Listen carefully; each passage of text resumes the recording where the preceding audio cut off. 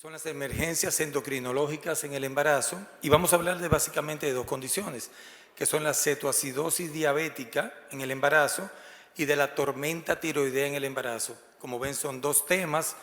Vamos a tratar de hacerlo lo más compacto posible por cuestión de tiempo.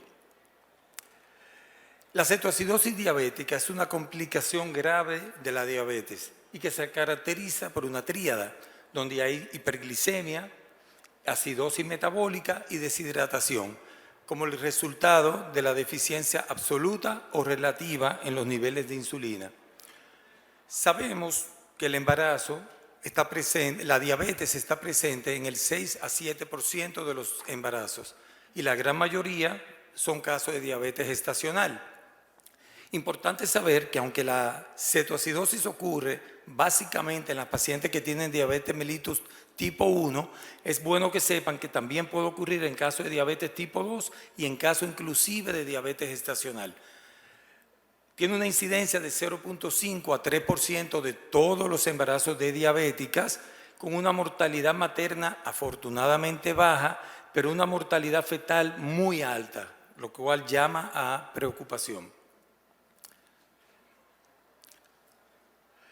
Este es un estudio que se hizo el año pasado en Inglaterra y lo menciono porque a ellos le dio una tasa más alta. A ellos le dio un 6.3 por cada 100.000 nacimientos. Y como pueden ver, sí, la gran mayoría de los casos es en diabetes mellitus tipo 1. Ahora, ¿qué es lo que pasa en la paciente para que desarrolle una cetoacidosis? Lo que va a haber es una respuesta contrarreguladora exagerada ante la disminución de la molécula de glucosa a nivel celular. Como no hay insulina, la célula entra en un estadio de inanición. ¿Y qué hace el cuerpo? Activa vías alternas de producción de energía, sobre todo gluconeogénesis hepática, mediada por glucagón y por todas estas sustancias y hormonas que lo que van a producir es mayor hiperglicemia de lo que ya la paciente tiene. Concomitantemente, a nivel del tejido adiposo, comienza a haber un aumento de la actividad de la lipasa. La lipasa va a convertir la molécula de triglicérido en glicerol, va a haber mayor cantidad de ácido graso libre y estos ácidos grasos libres se van a oxidar a nivel hepático y se convierten en cuerpos cetónicos. Esos cuerpos cetónicos posteriormente se convierten en acetona. Eso es lo que produce la acidosis metabólica. Y por último, por la hiperglicemia, hay un gradiente osmótico que lleva a que esta mujer tenga una diuresis exagerada, lo cual va a llevar a deshidratación e hipovolemia. Ahora, ¿por qué el embarazo predispone a una cetoacidosis diabética? Todos sabemos que el embarazo en sí es una condición de aumento de resistencia a la insulina mediada sobre todo por el lactógeno placentario. También sabemos que al principio del embarazo, por la gonadotropina coriónica, nuestra paciente le da náuseas, no se alimentan bien y eso lleva a inanición. Sabemos también que la progesterona disminuye la motilidad intestinal. Esto conlleva a que haya mayor absorción de carbohidrato a nivel duodenal y por lo tanto hiperglicemia. También sabemos que la paciente, por el tamaño del útero, tiende a tener respiraciones más rápidas y eso lleva a alcalosis respiratoria y lleva a una acidosis compensatoria. Ahora, importantísimo saber, eso sí es muy importante saberlo, ¿cuál es la diferencia entre una diabética no embarazada y una embarazada? La unidad fetoplacentaria. La unidad fetoplacentaria tiene un altísimo consumo de glucosa al día, de 150 gramos aproximadamente. ¿Qué nos va a producir eso? Que nosotros podamos ver cetoacidosis diabética con valores de glucosa mucho más bajos de lo que tú esperarías encontrarlo, hasta por debajo de 300. Es más, yo leí un estudio de cetoacidosis diabética en embarazadas con valores de glicemia normales. Por lo tanto, uno no puede nada más estar esperando tener la glicemia muy alta para uno pensar en una cetoacidosis. ¿Qué desencadena en una diabética embarazada que haga cetoacidosis? La principal, que no se esté poniendo bien la insulina o que no se le esté poniendo. Y en segundo lugar, que sea una paciente que no sabía que era diabética y vaya manera de enterarse que era diabética haciendo un cuadro de cetoacidosis.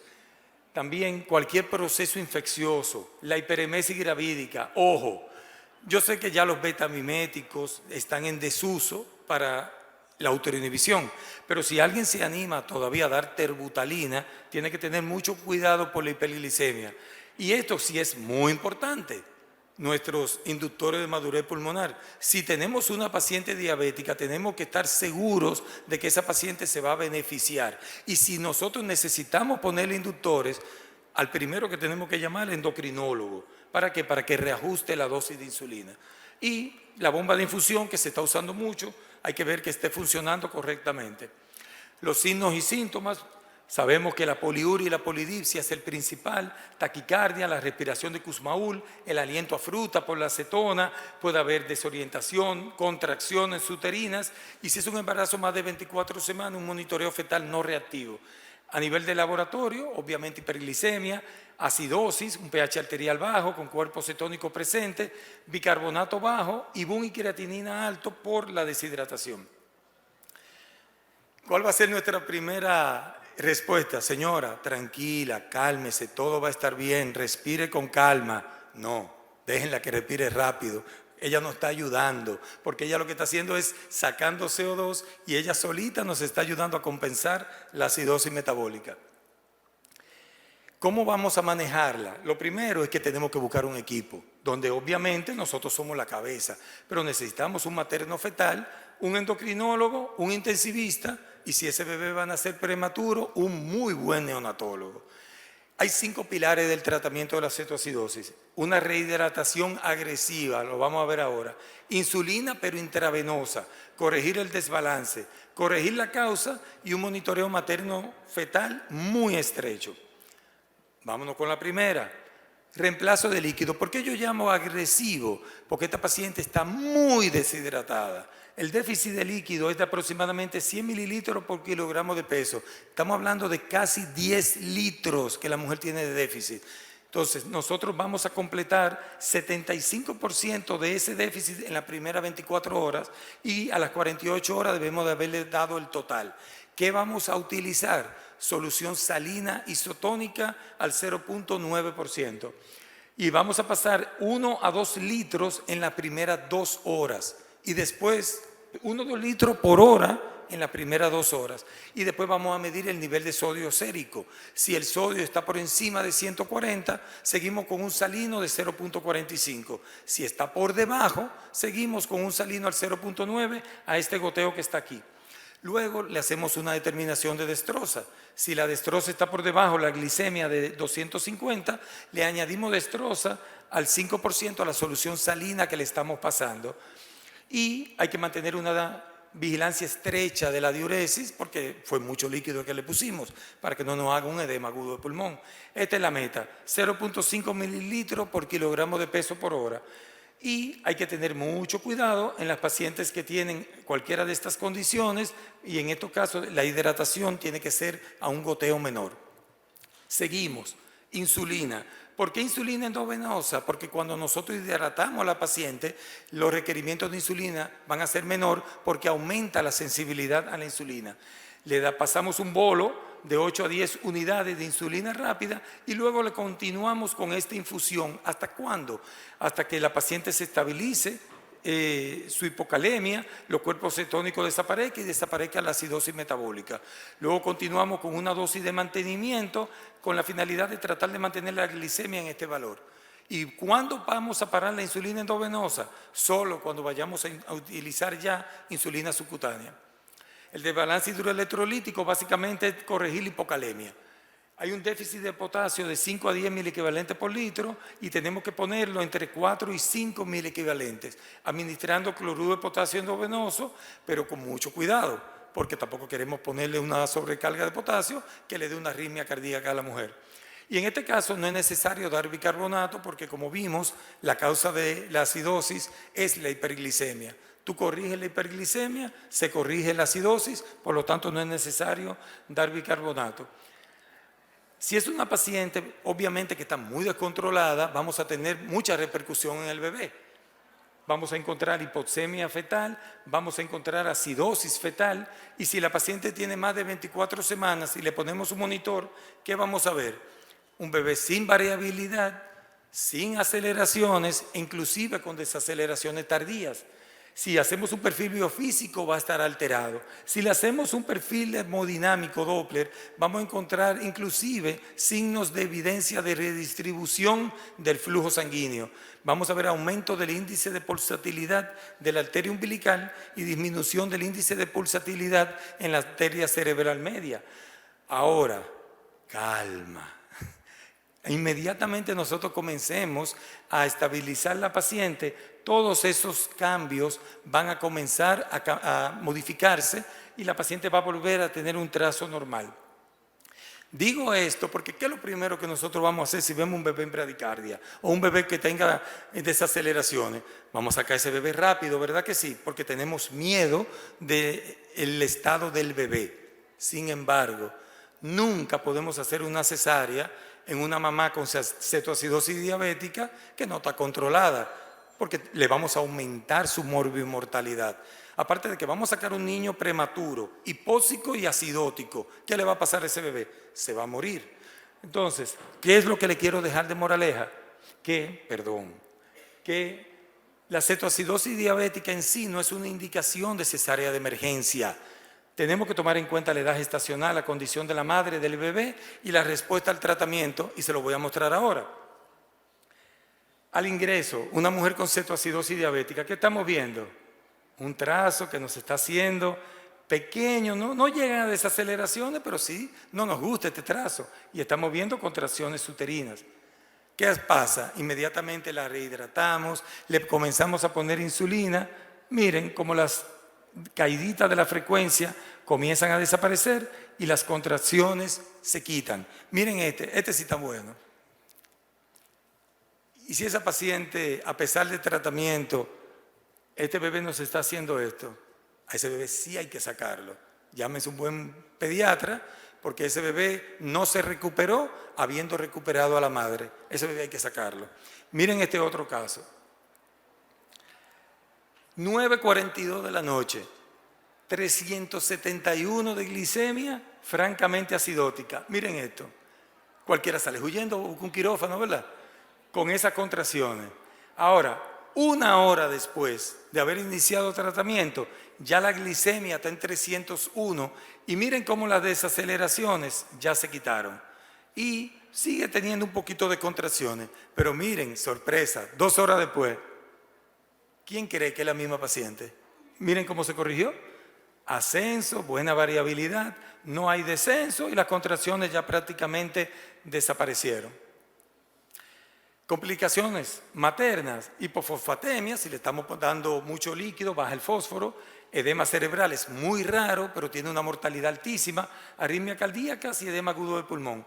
A nivel perinatal, parto pretérmino, hipoxia, acidosis, e inclusive se ha visto casos, reportes de que estos niños pueden tener un índice intelectual bajo si la mamá tuvo cuerpos cetónicos altos.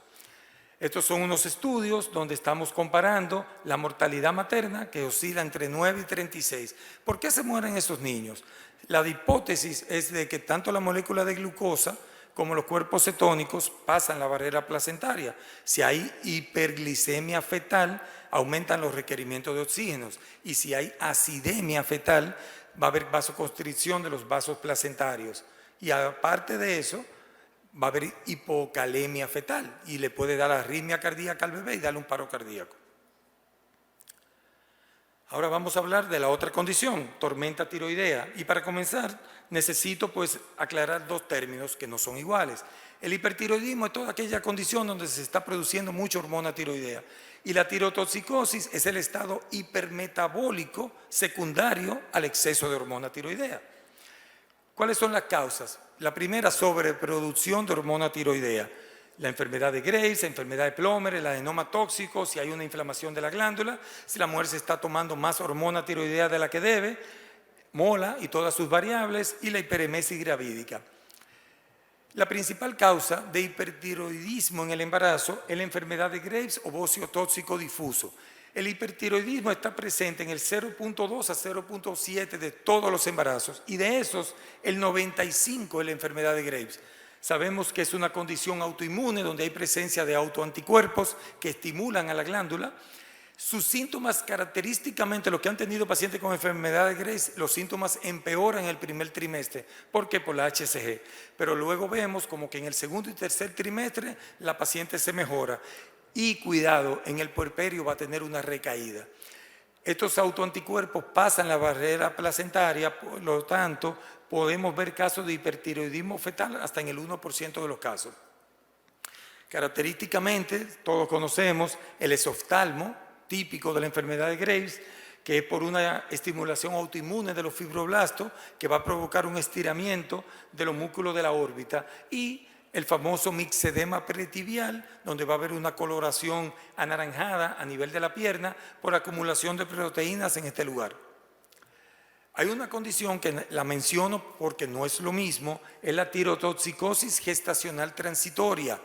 Este es un hipertiroidismo en la embarazada que no tiene origen autoinmune. Se ve en el 1 a 5% de todos los embarazos y no requiere tratamiento. Ella se quita sola al final del primer trimestre o al inicio del segundo. ¿Y quién la causa? La gonadotropina coriónica, que estimula la glándula tiroidea. Y es típica en las pacientes que tienen hiperemesis gravídica, por eso la vemos mucho en pacientes con embarazos múltiples y en casos de enfermedad trofoblástica. Ahora, ¿qué es la tormenta tiroidea? Es una complicación rara, pero muy peligrosa, que se presenta en casos de hipertiroidismo severo. ¿Se recuerdan que les dije que la cetoacidosis tiene una mortalidad materna baja? Aquí no, aquí la mortalidad materna es muy alta. Hipertiroidismo no diagnosticado, no apego al tratamiento, mal manejado, infección, preeclampsia o situaciones de estrés como la labor de parto o las cesáreas son los factores desencadenantes para que ocurra. Sus signos característicos, vamos a encontrar una persona con fiebre, taquicardia, hipertensión, alteración del estado mental que inclusive puede llegar hasta estatus epiléptico, inclusive convulsión y coma. Vamos a tener vómito, diarrea, sudoración, palpitaciones, dificultad para respirar, entre otras.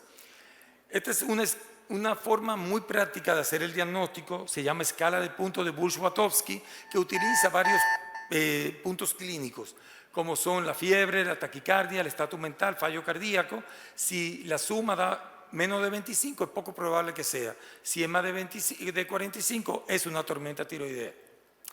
A nivel de laboratorio, una TSH indetectable, T4 y T3 alta, leucocitosis y transaminasas altas. Vamos a encontrar como complicación fallo cardíaco en el 10% de los casos, arritmia, preeclampsia con manifestaciones graves, desprendimiento de placenta, hipertermia maligna. A nivel fetal, restricción en el crecimiento, parto pretérmino, aborto, óbito e hipertiroidismo neonatal. ¿Qué vamos a hacer con esa paciente? Hay que ponerla en cuidado intensivo, hacerle análisis, gases arteriales, oxígeno por máscara, oximetría, un monitoreo fetal continuo e investigar cuál fue la causa que detonó la tormenta tiroidea. Y el tratamiento, lo primero es estabilizar la paciente y lo segundo, administrar hormona o droga antitiroidea, que hay dos, el propiltiuracilo y el metimazol. Propiltiuracilo es la más recomendada, ya que no solamente inhibe la síntesis de nueva hormona tiroidea, sino que inhibe la conversión de T4 en T3. Inmediatamente después de haberlo iniciado, damos cualquier solución yodada con la finalidad de inhibir más síntesis de hormona tiroidea. Luego le damos esteroide que inhibe la síntesis de hormona tiroidea, puede ser odexa o hidrocortisona. La paciente va a tener mucha taquicardia, le damos cualquier beta bloqueador, sobre todo el propranolol, y si la paciente tiene convulsiones, le damos fenobarbital. Si la paciente tiene fallo cardíaco, hay que manejarlo con furosemida o digitálicos. Si tiene fiebre, dar acetaminofén o medios físicos. Si tiene desbalance hidroelectrolítico, rehidratarla. Y ojo, muy importante, nunca dar aspirina en estos pacientes porque desplaza la T4 de su globulina fijadora y lo que menos queremos es que esa paciente tenga T4 alto. Si nada de eso funciona, podemos hacer una plasmaféresis o inclusive una diálisis peritoneal. Si aún así eso no funciona, en el segundo o tercer trimestre de embarazo se puede hacer una tiroidectomía subtotal o darle yodo radioactivo en el puerperio. El efecto combinado de todo esto va a restaurar los niveles de T3 en la primera 24 a 48 horas. Y para terminar, Importante, al igual que con la cetoacidosis, si hacemos un monitoreo fetal en un embarazo de más de 24 semanas, vamos a encontrar taquicardia y desaceleraciones, pero estos cambios son reversibles. Nunca interrumpir una paciente cuando tiene una tormenta tiroidea, porque inmediatamente tú estabilices a la madre, todos esos cambios fetales van a desaparecer. Muchas gracias, señor.